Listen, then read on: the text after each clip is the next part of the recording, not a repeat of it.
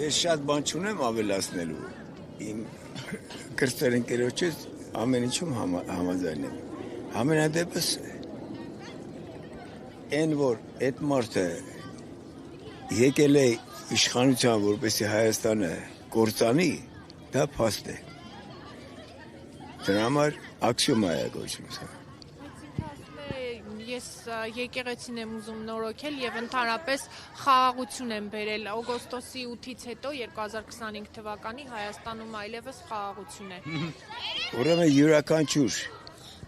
անձնավորություն, որը ղեկավարում է Հայաստանը կամ մի պաշտոնի է, ունի իր իրավունքները եւ պարտականությունները։ Վարչապետի պարտականության մեջ չի մտնում հոգեվոր կյանքի մեջ միջամտել, հոգեվոր կյանքը խառնել եւ այլ, այդպիսի բաներ չի մտնում։ Այդ մարդը չգիտի ինչ անի, որ պարապա մնում, արդեն անցնում է այդպիսի գործերի։ Իրեն չվերաբերվող, սա կոչվում է իրեն չվերաբերվող գործերի։ Ես եկեղեցու հավատավոր զավակ եմ, հենց ինձ է որ վերաբերում է։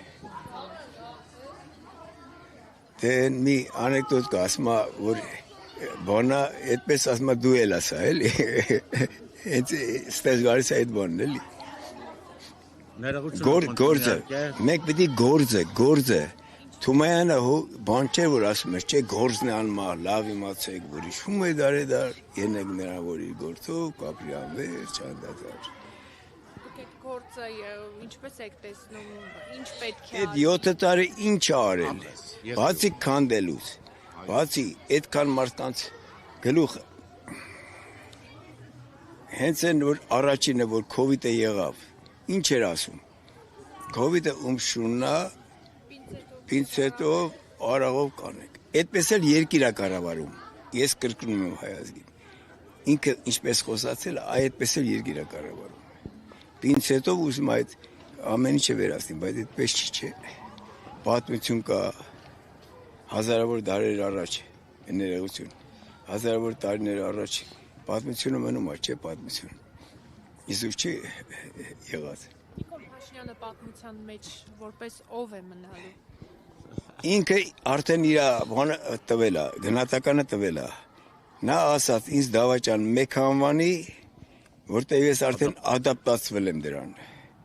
Երկրորդն էլ մեկ ուրիշ բան ասեց, որ ինձ որ թուրք են ասում, ես ինձ ված չեմ զգում։ Սա ինչ է նշանակում։ Այդ մարդը իրեն անվանում է եւ թուրք եւ դավաճան։